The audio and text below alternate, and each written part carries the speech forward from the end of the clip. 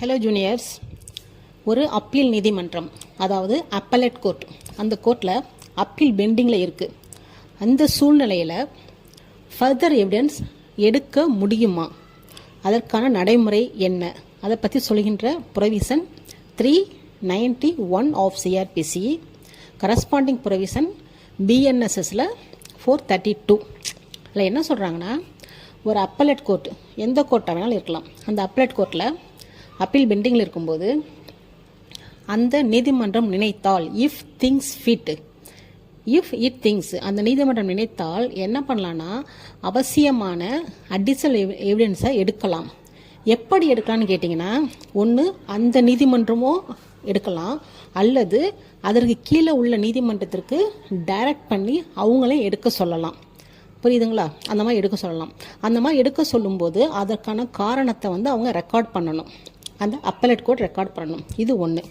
இப்போது இந்த நீதிமன்றம் எந்தெந்த நீதிமன்றத்துக்கு அனுப்புகிறான்னு கேட்டிங்கன்னா, ஒருவேளை அந்த அப்பலேட் கோர்ட்டுங்கிறது ஹைகோர்ட்டாக இருக்கும் பட்சத்தில் அந்த சபார்டினேட் கோர்ட் யாருக்கு அனுப்பலான்னு கேட்டிங்கன்னா, ஒன்று மேஜிஸ்ட்ரேட் கோர்ட்டுக்கு அனுப்பலாம், இல்லைன்னா கோர்ட் ஆஃப் செஷன் அந்த கோர்ட்டுக்கு அனுப்பலாம்.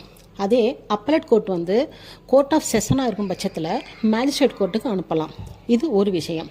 இப்போது அப்பலேட் கோர்ட்டுக்கு அனுப்புகிறாங்க இல்லையா, அந்த மாதிரி ஃபர்தர் எவிடன்ஸ் எடுக்க சொல்லி, அப்போ அவங்க என்ன பண்ணணும்னு கேட்டிங்கன்னா, court of session or magistrate அவங்க என்ன பண்ணலான்னா, அதை சான்றளிக்க வேண்டும்.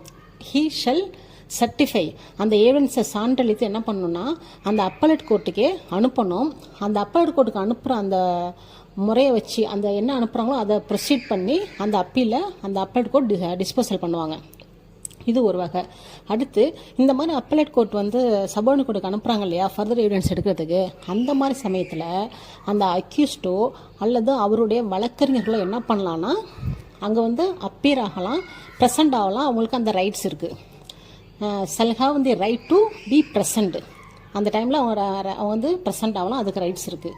அதே போல் அந்த சபார்டினேட் கோர்ட் அந்த ஃபர்தர் எவிடன்ஸ் எடுக்கிறாங்க இல்லையா, அப்போ என்ன விஷயத்தை ஃபாலோ பண்ணுன்னு கேட்டிங்கன்னா, அந்த சாப்டர் 23 இருக்கு இல்லையா சிஆர்பிசியில், சாப்டர் 23ங்கிறது evidence in enquiries and trials, அந்த உள்ள விஷயங்கள்லாம் ஃபாலோ பண்ணணும்னு சொல்லிட்டு இந்த ஃபர்தர் எவிடன்ஸ் சம்மந்தமாக அப்பலேட் கோர்ட்டில் அப்பீல் பெண்டிங்கில் இருக்கும்போது எடுக்கக்கூடிய நடைமுறைகளை பற்றி சொல்கிறாங்க. ஓகேங்களா? தேங்க்யூ.